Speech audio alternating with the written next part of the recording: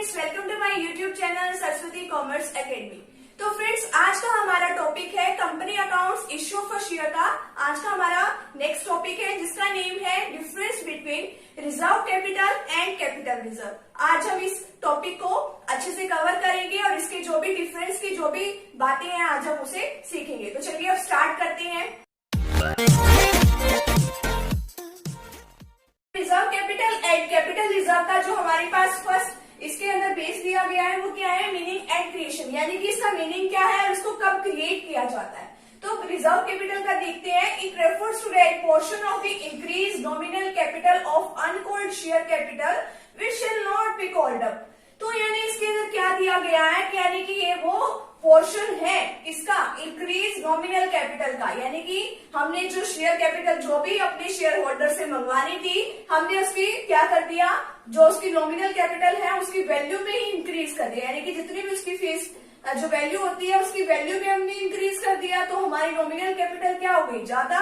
या तो ये वो वाला पोर्शन है या फिर ये वो वाला पोर्शन होता है रिजर्व कैपिटल के अंदर कि जो कि अभी तक किसी शेयर की जो भी वैल्यू है अभी तक उसकी पूरी पेमेंट नहीं मंगाई गई है, यानी कि वो पेमेंट जो है वो तभी मंगाई जाएगी accept in the event of the winding up, यानी कि या तो वो वाइंडिंग अप की टाइम भी मंगाई जाएगी और अगर वो इंक्रीज नॉमिनल कैपिटल है या फिर उसका यूज जो है वाइंडिंग अप की टाइम पे ही किया जाएगा। ये तो है रिजर्व कैपिटल का मीनिंग एंड क्रिएशन। तो कब कब इसको बनाया जाता है। एंड कैपिटल रिजर्व क्या होता है कि कैपिटल रिजर्व वो होता है कि जो कि कैपिटल प्रॉफिट्स में से क्रिएट किए जाते हैं। अगर हमारे पास कैपिटल प्रॉफिट्स हैं तो हम इस रिजर्व को क्रिएट करेंगे, अदरवाइज नहीं करेंगे। और कैपिटल प्रॉफिट जो होते हैं वो हमारे नॉर्मल कोर्स ऑफ बिजनेस से नहीं होती, यानी कि ये नहीं है कि वो हमें डेली बेसिस पे वो प्रॉफिट्स होंगे, वो प्रॉफिट्स हमें कभी कभार होंगे। अब देखते हैं इसके अंदर capital reserve is that reserve which is created out of capital profits, जो कि कैपिटल प्रॉफिट्स में से बनाए जाते हैं, such as profits on sales of fixed assets, या तो हमने अपनी एसेट्स को फिक्स्ड एसेट्स को सेल किया तो उससे कोई प्रॉफिट हुआ।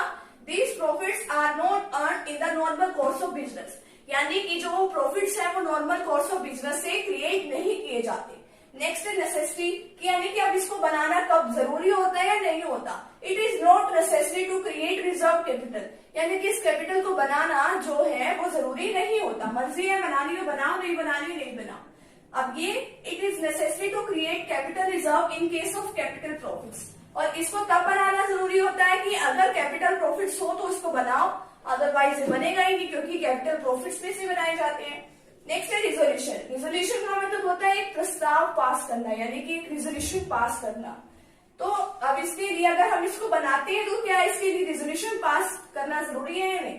ए resolution is required for its creation, अगर इसको हम बनाते हैं किसी केस में तो इसका रिजोल्यूशन पास करना जरूरी है। और इसके अंदर no resolution is required for the creation of capital reserve, और इसके लिए कोई रिजोल्यूशन पास करना जरूरी नहीं है। अगर कैपिटल प्रॉफिट्स हैं तो एज इट इज हम बना सकते हैं।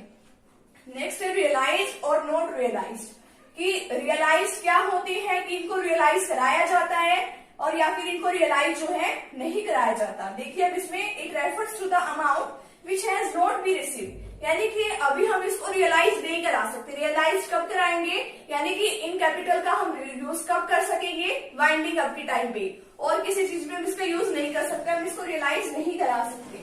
इसके अंदर it refers to the amount which has already been received, और यानी कि वो अमाउंट है कि जो हमें ऑलरेडी रिसीव हो गई है और ये अभी रिसीव नहीं हुई है, वाइंडिंग अप के टाइम पे ही रिसीव होगी। नेक्स्ट है डिस्क्लोजर इन बैलेंस शीट, कि अगर ये होते हैं रिजर्व कैपिटल अगर बनाई जाती है तो क्या इसको बैलेंस शीट पे लिखना जरूरी है। It is not shown in the company balance sheet, इसको कंपनी की बैलेंस शीट पे नहीं लिखा जाता, और इसको it is shown as a first item under the head. First item कौन सी होती है, इक्विटी एंड लाइबिलिटीज के अंदर शेयर होल्डर्स फंड्स होता है, उसके अंदर ये सेकेंड हेड में दिखाए जाते हैं रिजर्व्स एंड सरप्लस में। क्या दिखाए जाएंगे, capital reserve on the equity and liability side of balance sheet, यानी कि वो उसके अंदर दिखाए जाएंगे।